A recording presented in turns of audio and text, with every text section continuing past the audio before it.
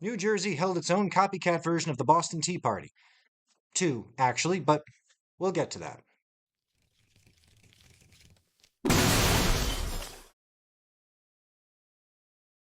The OG Boston Tea Party, which everyone knows and references for their own purposes, inspired copycat acts in, among other places, Greenwich, New Jersey.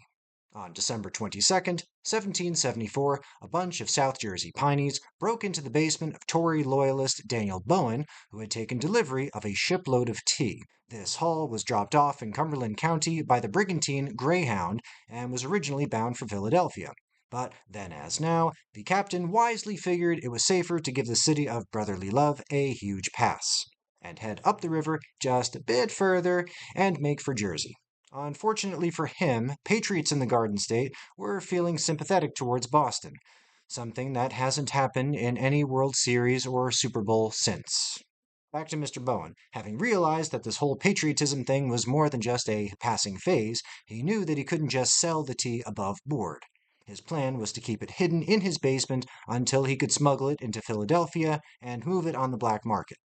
Unfortunately for him, his friends and neighbors were a nosy bunch and openly wondered about the discreet carriage loads going straight from the pier into his basement.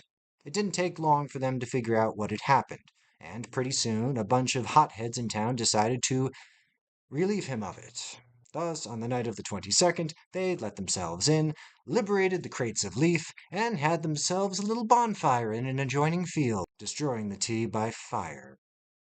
According to legend, one of the participants of this little protest slash riot slash whatever you want to call it was a man by the name of Henry Stacks, which, to be kind of honest, sounds like a corn star name, but I digress.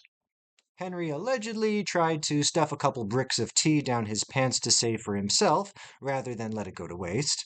Upon being caught, he was compelled to toss the bricks into the fire, and was known to his friends forever hence as Tea Stacks, which frankly sounds even more like a corn star name. And as for the second incident, an honorable mention to students at Princeton University, then known as the College of New Jersey, not to be confused with my alma mater of the same name. They held their own tea-burning protest in January of that same year, in which they grabbed the school supply and burned it on the lawn.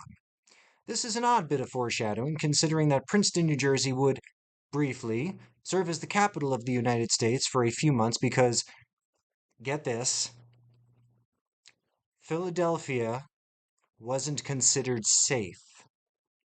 Bear witness to my shocked face. Thus, the year of 1774 was bookended by New Jerseyans breaking shit and making smoke in the name of one nation, under God, indivisible.